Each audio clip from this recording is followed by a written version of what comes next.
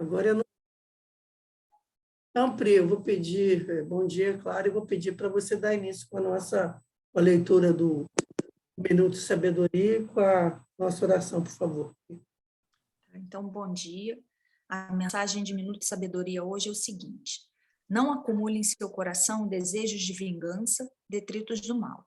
Jogue-os fora, relevando e esquecendo que lhe fizeram de mal, em palavras, atos e maledicências, calúnias e injustiças. Esqueça, uma única pessoa lucrará com seu perdão, você mesmo, que libertará seu coração do peso da mágoa e do ódio. Seja inteligente, perdoa, esqueça, para ser feliz. Então, a mensagem de hoje, né, é o perdão, que possamos ter o perdão em nossos corações, né?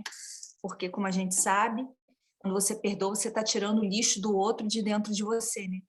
Então, a gente tem que lembrar que a nossa dívida é para com Deus, né? E se Deus nos perdoa, a gente, mesmo que não consiga perdoar ainda, tente, né? Comece a fazer um esforço para ver que aquele irmão está doente, né? Está precisando de ajuda, e é melhor a gente sofrer a revés, né? Do que praticar. Então, que possamos fechar os nossos olhos e agradecer a Deus, nosso Pai magnânimo, de infinita bondade, que vela por cada um de nós. Agradecer também ao nosso Mestre Jesus, governador do planeta, Maria Santíssima, nossa Mãe espiritual, e os irmãos, né, que trabalham junto de nós nesse evangelho no lar, que consola, que fortalece, que esclarece os nossos corações ainda tão embrutecidos. Agradecemos esta oportunidade benfazeja, Senhor. E vamos te pedir, Senhor, que fluidifique as nossas águas, que coloque as moléculas necessárias para o nosso corpo físico, espiritual e mental. E que essas irradiações que chegam até as nossas residências, Senhor, possam se espalhar em cada ponto do planeta e afagar e consolar os corações dos irmãos necessitados. E assim, Senhor, vamos pedir a Tua permissão para iniciarmos mais um evangelho do dia, um evangelho abençoado. Que assim seja, graças a Deus. Graças a Deus, Pri, eu vou ter que fazer um adendo por causa daquela coisa da sincronicidade que a gente vive comentando, né? Hoje de manhã, a gente grava isso aqui no meio da manhã, né? Aí, mais cedo, eu estava arrumando a casa e estava pensando comigo. Você sabe que eu estou me recuperando de uma semana passada muito difícil, problema de saúde. Eu fiquei bem ruinzinha, né? E eu estava pensando comigo, gente, quanto tempo que eu não fico doente desses últimos tempos? Já tem acho que 2 anos que eu não adoeço e, de repente, fiquei bastante. Mas eu me lembrei, eu não sei se eu cheguei a comentar contigo, acho que sim, que por umas questões de trabalho, eu senti muita raiva. Uns 15 dias atrás, eu senti raiva, assim, de uma pessoa que criou umas burocracias para a gente desnecessárias. Aí eu pensei comigo, eu lembrei daquela máxima que a gente diz que ter raiva ou ódio é tomar o veneno e achar que a pessoa querer que o outro morra envenenado. Então, eu pensei comigo, essa raiva que eu me deixei tomar por aceitação, essa raiva mesmo, isso me adoeceu, porque a gente sabe que vírus, bactérias, etc., estão aqui direto. O que faz deixar penetrar é quando a gente mesmo tira de nós essa proteção. Aí eu fiquei pensando nisso. Eu me adoeci. Eu me permiti adoecer, não quando eu andei sem máscara, porque eu não ando sem máscara, mas quando eu me deixei envenenar por esse sentimento ruim. Aí agora, quando você leu isso, na hora eu me lembrei dessa questão. Realmente, a gente, por uma questão não só de saúde espiritual, mas mesmo física, porque tudo começa no espírito, a gente tem que sempre tentar se manter em equilíbrio. Então, é só fazer esse adendo. Então, por favor, Pri, pode começar o nosso estudo de hoje. Hoje é o capítulo 9 de Lucas, do 28 ao 36, que é da transfiguração. E aconteceu que, quase 8 dias depois destas palavras, tomou consigo a Pedro, a João e a Tiago, e subiu ao monte a orar. E estando ele orando, transfigurou-se a aparência do seu rosto, e sua roupa ficou branca e muito resplandecente. E eis que estavam falando com ele 2 homens, que eram Moisés e Elias. os quais pareceram com glória e falavam da sua morte, a qual havia de cumprir-se em Jerusalém. E Pedro e os que estavam com ele estavam carregados de sono. E quando despertaram, viram a glória e aqueles 2 homens que estavam com ele. E aconteceu que, quando aqueles se apartaram dele, disse Pedro a Jesus: Mestre, bom é que nós estejamos aqui e façamos 3 tendas, uma para ti, uma para Moisés e uma para Elias, não sabendo o que dizia. E dizendo ele isto, veio uma nuvem que os cobriu com sua sombra. E entrando eles na nuvem, temeram. E saiu da nuvem uma voz que dizia: Este é o meu filho amado, a ele ouvi. E tendo soado aquela voz, Jesus foi achado só. E eles calaram-se. E por aqueles dias não contaram a ninguém nada do que tinham visto. E da minha pesquisa, eu peguei do livro Caminho, Verdade e Vida, o item 105, que diz nem todos. Aí ele primeiro repete, que depois de 8 dias de falar aquelas palavras, Jesus pegou Pedro, João e Tiago e subiu ao monte. Que isso está em Lucas, capítulo 9, versículo 28. Emmanuel nos fala o seguinte: digna de notar-se a atitude do mestre, convidando apenas a Simão e os filhos de Zebedeu para presenciarem a sublime manifestação do monte, quando Moisés e outros emissários divinos estariam em contato direto com Jesus aos olhos dos discípulos. Por que não convocou os demais companheiros? Acaso Filipe ou André não teriam prazer na sublime revelação? Não era Tomé um companheiro indagador, ansioso por equações espirituais? No entanto, o mestre sabia a causa de suas decisões e somente ele poderia dosar, convenientemente, as dádivas do conhecimento superior. O fato deve ser lembrado por quantos desejam forçar a porta do plano espiritual. Certo, o intercâmbio com esse ou aquele núcleo de entidades do além é possível, mas nem todos estão preparados a um só tempo para a recepção de responsabilidades ou benefícios. Não se confia imprudentemente um aparelho de produção preciosa cujo manejo dependa de competência prévia ao primeiro homem que surja, tomado de bons desejos. Não se atraiçoa impunemente a ordem natural. Nem todos os aprendizes e estudiosos receberão do além, num pronto, as grandes revelações. Cada núcleo de atividade espiritualizante deve ser presidido pelo melhor senso de harmonia, esforço e afinidade. Nesse mistério, além das boas intenções, é indispensável a apresentação da ficha de bons trabalhos pessoais. E no mundo, toda a gente permanece disposta a querer isso ou aquilo, mas raríssimas criaturas se prontificam a servir e a educar-se. Então, assim, foi um chamado, ele puxa a orelha assim de uma forma bem, não vou falar nem bem delicada, mas puxou com vontade, porque muitas vezes a gente fica num peditório danado, mas nem sabe se está apto a receber aquilo. Imagine um jovem de 14 anos que queira dirigir e saiba dirigir e pede o pai o carro. E o pai fala que não vai dar porque, mesmo ele sabendo, ele não tem idade para atuar dentro da lei. E aquele filho faz pirraça, mas o pai não dá, porque sabe que ele ainda não está no momento. E assim é com Deus, Às vezes a gente só pede, mas não quer nem servir, nem quer educar-se, Então a gente tem que se instruir e depois trabalhar, E eu acho que tem tudo a ver com o estudo de semana passada. A gente tem que continuar trabalhando, para poder ir recebendo. E cada um recebe de acordo com aquilo que pode captar, Ninguém ensina para uma criança as equações, funções do 2º grau, porque ela não tem capacidade ainda de adquirir aquele conhecimento. Então, é tudo no momento certo. E Deus sabe de tudo. E Jesus, quando esteve aqui entre nós, o ser mais iluminado, mais puro que aqui esteve, sabia de sabia não, ele sabe muito mais do que nós. Então, a gente só tem que agradecer e continuar estudando, né, para clarear as nossas mentes, para que a gente possa não só estudar e guardar tudo que está sendo estudado, mas praticar, né, Cristina, que é o mais difícil. A parte teórica é difícil, mas não é tanto, né? Mas a prática depende de um esforço grande. Porque são dois universos, né, Pri? A gente tem que fazer o de fora, que é o tal fora da caridade não há salvação mesmo, que a gente sabe que a gente não vai evoluir, não vai melhorar nada sem a prática da caridade, seja ela qual for.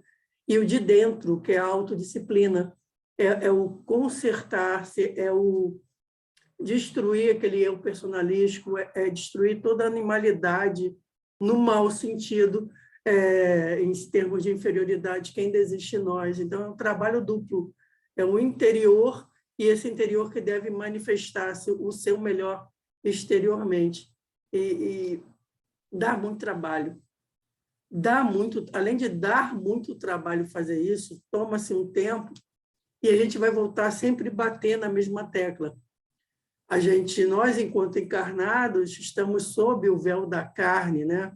Que nos faz esquecer das verdades eternas, nos faz esquecer que somos espíritos imortais e acaba fazendo com que a maioria de nós se deixe tomar pelas ilusões terrenas. A gente sabe que, infelizmente, né, a maioria de nós acaba sempre passando a maior parte da vida perseguindo as ilusões do lado de cá, de conquistar uma boa posição social, uma boa posição financeira, uma segurança material, etc. Quando a gente, quero dar graças a Deus que finalmente, eu quero crer que nós dois estamos aprendendo que tudo isso não é fim, isso tudo é só meio momentâneo de atuação do espírito, e eu digo momentâneo, porque no momento a gente pode ter uma certa segurança material, entre aspas, porque a gente não sabe se no nosso destino tem, por exemplo, terminar a vida numa situação de miséria material. A gente não conhece o nosso karma. E se for isso também será um necessário para o aprendizado dos espíritos, do nosso espírito. Porque a grande dificuldade é isso, o ser humano entender, esse ser humano enquanto espírito, entender que o que se passa nessa vida material dele é só um meio para alcançar essa evolução espiritual. E a verdade é que a maioria de nós não quer se submeter a essa necessidade que a gente tem, que infelizmente ainda é de provações. Nós temos ainda muitas provações, como eu falei, misérias materiais, misérias morais, doenças, perdas emocionais, que a gente tem que passar, sim, para cumprir nossas dívidas kármicas. E acaba que a gente acaba se revoltando, ou às vezes perde a encarnação, uma encarnação inteira perseguindo ilusões mais, né?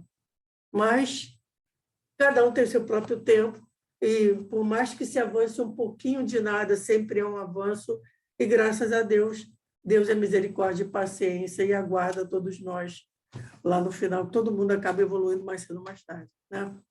Bom, vamos lá. O Pastorino ele também vai chamar a atenção para essa questão de que, nos momentos cruciais da estada do Cristo na Terra, ele acaba sempre chamando para si esses três, Pedro, Tiago e João.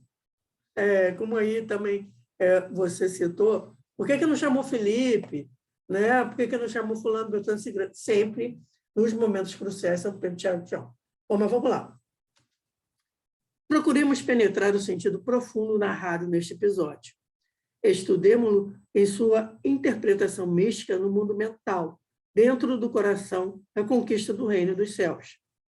Observemos que Jesus, a individualidade, toma consigo Pedro, que significa a emoção, o corpo astral, Tiago, que representa o intelecto que suplanta toda a animalidade, quando se desenvolve no plano nominal, e João, o intelecto já iluminado, cujo nome exprime o dom de Deus, ou graça divina. Por aí se compreende a razão da escolha. Qualquer passo que pretenda ser sério e construtivo espiritualmente na individualidade tem que contar na personalidade com esses três fundamentos: as emoções, e digamos que, vou até aqui parar para chamar a atenção, não são só as emoções, eu diria que as emoções disciplinadas. As emoções sem nenhuma disciplina, as emoções descontroladas, são até muito problemáticas. Então, seriam as emoções disciplinadas, o intelecto que suplantou a animalidade e o intelecto já iluminado pela intuição. Por isso, os evangelistas nos mostram Jesus a chamar, nos casos mais importantes, os 3 nomes chaves: Pedro, Tiago e João. Lucas anota que os discípulos ficaram oprimidos pelo sono e, no entanto, acrescenta plenamente despertos, isto é, numa superconsciência espiritual, ativíssima, fora do corpo, ou seja, estariam desdobrados.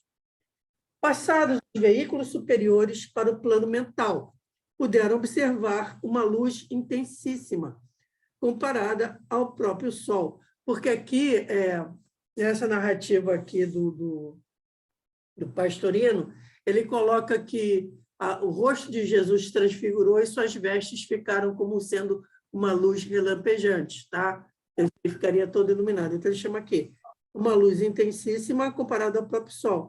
Estavam os veículos superiores dos discípulos em contato com o eu interno, com o Cristo, com o Espírito em todo o seu resplendor relampejante.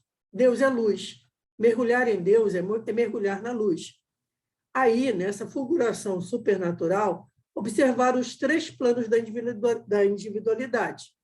A trindade superior, a centelha divina, do sol imortal, a partícula da luz incriada, representada por Jesus, pelo Cristo cósmico, mergulhado no ser. Via a mente criadora, que eles personalizaram em Moisés, criador da legislação para a personalidade. E o espírito individualizado, representado por Elias, cujo nome significa Deus é meu Senhor. Esses 3 aspectos reúnem-se numa única individualidade, consagrado o nome de Jesus.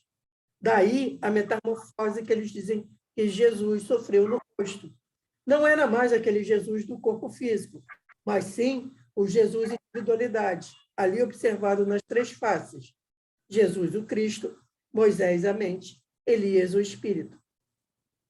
O episódio da transfiguração torna-se, por tudo isso, um dos pilares dos fundamentos da mística cristã.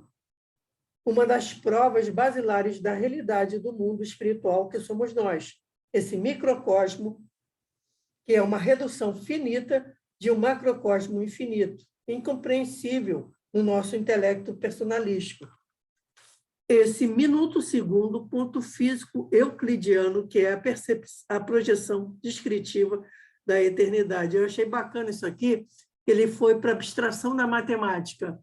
Ele coloca a gente, enquanto microcosmo, como esse ponto físico euclidiano na projeção descritiva. Achei fantástico isso. Inconcebível ao nosso cérebro físico. Após a revelação magnífica, tudo começa a voltar à normalidade, descendo os veículos espirituais ao corpo denso, a nuvem da matéria. Toca-lhes a visão divina, embaçando-lhes os olhos espirituais, diminuindo-lhes a agudeza perceptiva da superconsciência. Surge ainda, no entanto, a afirmação espiritual do Verbo, que é o som, o Pai, proclamando a individualidade, o espírito individualizado, o Cristo, como o Filho amado.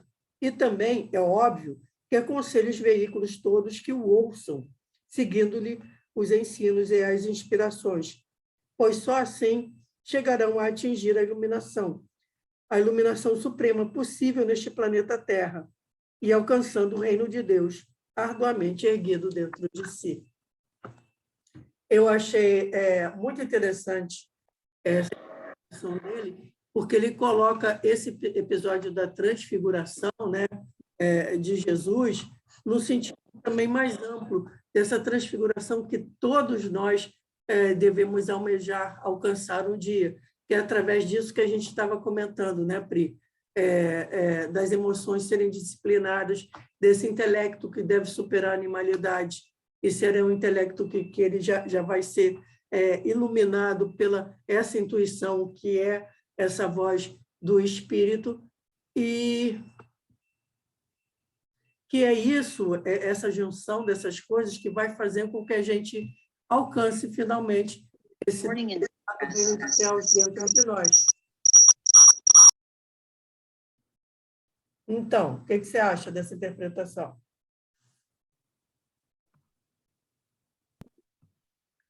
Pastorinho, Gente, desculpa que eu cheguei atrasada, tá? Aí agora eu estou no computador para economizar aqui a bateria do celular. Tem problema, bem-vinda, bom dia. Sem problema. Bom dia. Bom dia. Eu achei bem interessante que, primeiro, ele começa citando, né? O pastorino vem falando que nos momentos cruciais estão sempre Pedro, Tiago e João junto dele, né? Que é a emoção, a questão do intelecto e o intelecto iluminado, para poder presenciar, né? Os momentos em que acontecem no caso aí a transfiguração, mas momentos importantes em que Jesus precisa de ter testemunha, né? E são eles. E quando fala da questão dos discípulos sonolentos, né? Porque eles estão em desdobramento, e quando eles voltam para o corpo físico, tem a questão da névoa, eles ficam... como que eu vou falar? Não é paralisado, esqueci a palavra, embaçado, né? Então a visão fica turva, porque eles voltam à matéria depois de ter passado por esse momento assim tão bonito, né? Em que tem a Trindade, que ele fala da centelha divina, fala do Espírito e da mente criadora. Então, assim, é uma passagem muito bonita, né? Como todas as outras, e acho que acaba enriquecendo, né? A cada semana a gente está enriquecendo o nosso espírito para poder entender, né, o que realmente Jesus veio fazer aqui, para a gente começar a se transformar, porque a partir da educação, conforme nós lemos lá no que Emmanuel falou, a partir da educação, né, a gente vai entender a necessidade do trabalho, vai começar a servir para poder evoluir. Sim, e eu acho assim, também muito importante nessa questão a gente ver aquilo que a gente já comentou, que o evangelho tem várias camadas. Ele tem desde aquela parte moral, até achei legal que ele coloca Moisés como o legislador da personalidade, porque ele vai trazer os primeiros mandamentos para que essa nossa personalidade material se coloque no caminho certo, mas ele chama a atenção para os três juntos, e estão sempre os três nos momentos cruciais, por ser Pedro, emoção, Tiago, o intelecto que venceu a animalidade, e João, esse intelecto já unido à intuição. E aí eu estava me tocando percebendo uma coisa. Quando Cristo é preso, Pedro, a emoção é quem se descontrola. A emoção que tem um rompante de eu vou junto, eu vou fazer acontecer, mas no momento crucial vai e retrocede, porque essa emoção ainda não está totalmente dominada e disciplinada.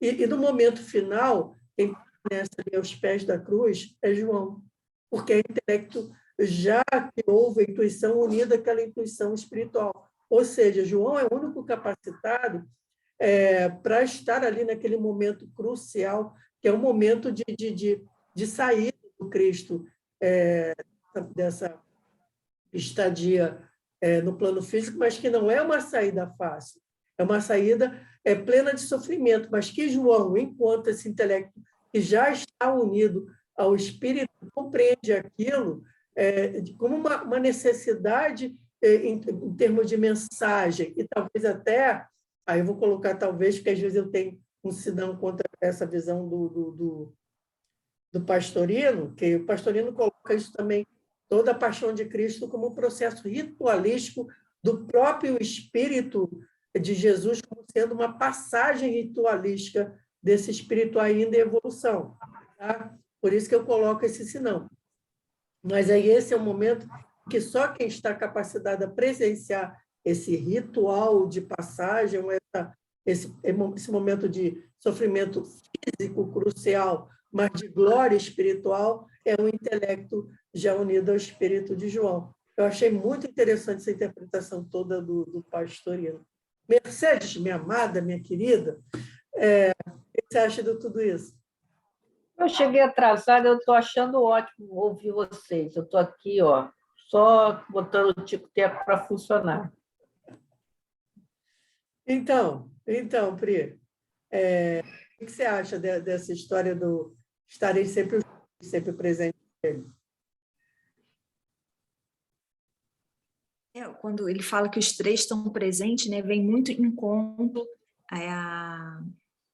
ao que Emmanuel vem falando, né, que eles estão capacitados, os outros ainda não estavam, né, falando na questão do Tomé, que ele tinha que ver para crer, mas nem todos estão preparados para receber as verdades, né, conforme Emmanuel vem falando. Tudo é de acordo com a nossa evolução. Então, cada um vai recebendo, né? O planeta Terra tem bilhões de habitantes e cada um vai recebendo a informação de acordo com o que ele consegue captar, né? Porque não está todo mundo junto, né? Está cada um no seu espaço, cada um no local, pode estar um mais ou menos pertinho do outro, mas cada um tem o seu nível evolutivo, né? Sim, e agora eu também estava pensando comigo.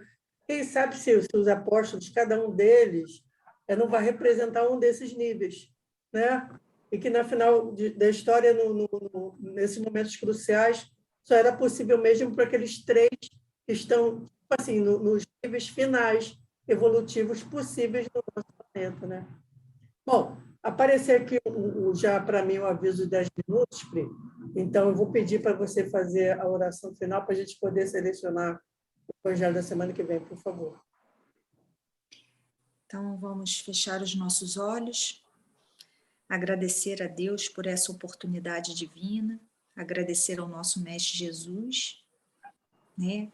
Agradecer a Moisés, que é a primeira revelação, Jesus a segunda, e o Consolador prometido, né? O Espiritismo a terceira revelação, que vem tirar o véu das nossas vistas, né? Para que possamos entender e que possamos praticar o que Jesus nos ensinou há mais de 2000 anos. Muito obrigada por essa oportunidade, Senhor. Abençoe as pessoas que estão nos hospitais, abençoe aqueles irmãos que estão nos orfanatos, nos asilos, o pessoal em situação de rua, Senhor, né, no nosso Brasil, que agora está entrando numa época fria, que eles possam ser abençoados, Senhor, que eles possam ter os seus corações aquecidos, porque eles estão, né, num local que não deveriam estar, mas Tu sabes de todas as coisas, Senhor. Dá força para esses irmãos, abençoe aqueles que os ajudam. E, Senhor, abençoe as nossas crianças, abençoe os governantes de cada nação, para que possam fazer um trabalho em conjunto, em prol de todo o planeta, pois todos nós precisamos do planeta Terra, Senhor. E todos somos irmãos em Deus. Somos filhos de Deus. Muito obrigada por essa oportunidade, Senhor. Abençoe o nosso coração, abençoe os nossos vizinhos, abençoe a cada um de nós, Senhor Jesus, que possamos estar fortalecidos nas Tuas palavras. E assim, Mestre amado, pedimos a Tua permissão para finalizarmos o estudo abençoado do dia de hoje. Que assim seja, graças a Deus. Graças a Deus, obrigada, Priscila. Vamos lá, escolher o estudo da semana que vem, com direito a gatinho no colo, ajudando aqui. Essa quem é, Cristina? Esse é o Batman. Ai, que é muito lindo. Marcos 9, 34 a 38. Discípulo de Cristo deve levar a sua cruz. Dá até para imaginar o que vem por aí, né? E olha só que interessante. É justamente o tópico que vem em cima da transfiguração que a gente acabou de estudar. Só que eu tinha escolhido em Lucas, né? Agora que eu vi, eu acabei abrindo agora Marcos, o que vem acima. Então, é a tal da sincronicidade. Né, amor? A gente tem que carregar a cruz da gente, né? Essa é a minha cruzinha momentânea aqui. Gente, então, eu só tenho que agradecer a vocês por mais esse excelente estudo. Eu acho que hoje não, todo dia é muito bacana, né? A gente sempre aprende muito todo dia, mas especialmente hoje eu vou sair daqui com esse pensamento mesmo do quanto falta para se formar em mim um Tiago, um Pedro e um João. Antes de mais nada, esse Pedro, são as emoções que a gente precisa tanto disciplinar, né? Como eu comentei no começo do vídeo, né? Eu acho que adoeci porque não soube disciplinar essas emoções. O quanto a gente tem que colocar o nosso intelecto para vencer a animalidade em nós, que ainda é tão presente a animalidade, e para chegar nessa intelecto unido à intuição, isso aí deixa para depois. Vamos trabalhar primeiro o Pedro aqui, vamos primeiro as emoções, que já dá um trabalho para várias vidas, a gente disciplinando nossas emoções, né, gente? Como é que estão as suas emoções, minha amiga Mercedes? Está colocando... Estão dormindo por causa do frio. Aqui está um frio danado, Príncipe. Está muito frio aqui. E a Pri lembrou bem, né, de a gente pedir por essas pessoas que, infelizmente, ainda estão na provação de não ter um abrigo, né?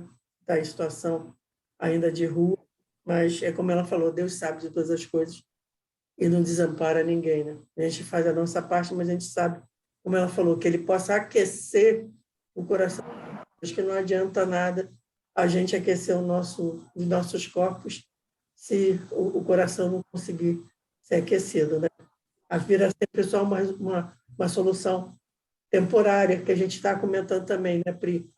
Que o importante é todo mundo compreender que a questão é espiritual. A nossa existência material é só uma escola de aprendizagem para o nosso espírito eterno.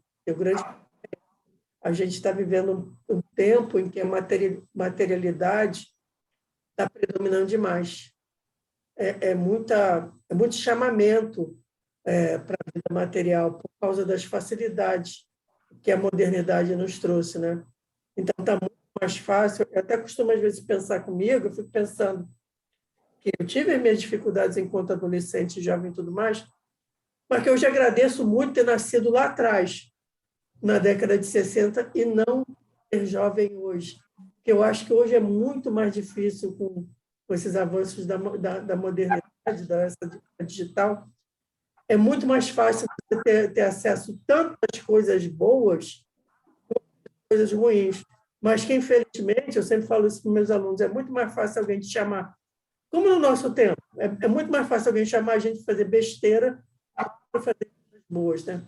E hoje esses chamamentos chegam na nossa casa via rede social, assim, a todo momento, né?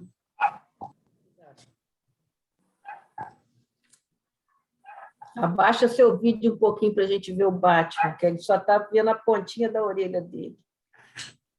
Pontinha da orelha está aqui o Batman agora. Ai, que coisa Ele linda. está com o hábito de pedir colo, ele não pedia colo, mas agora, talvez pela situação de saúde dele, né, gente, que ele está em processo de desencarne, agora ele pede colo. Aí ele fica quietinho aqui, deitadinho aqui no colo, não interfere em nada, às vezes até trabalha aqui direitinho, dá para digitar e tudo, e ele fica mega quietinho. Eu estava até comentando com uma amiga que é como se ele sentisse, ele soubesse que o tempo dele está se esgotando, então ele está agora com um apego que antes ele não tinha, como se houvesse a percepção, mãe, eu estou indo embora, então deixa eu ficar mais um tempinho aqui contigo. E era para essa hora ele está deitado lá na cama dormindo com os filhos, mas está aqui guardadinho. E eu tenho mais que agradecer a Deus que ele ainda está bem, graças a Deus, né?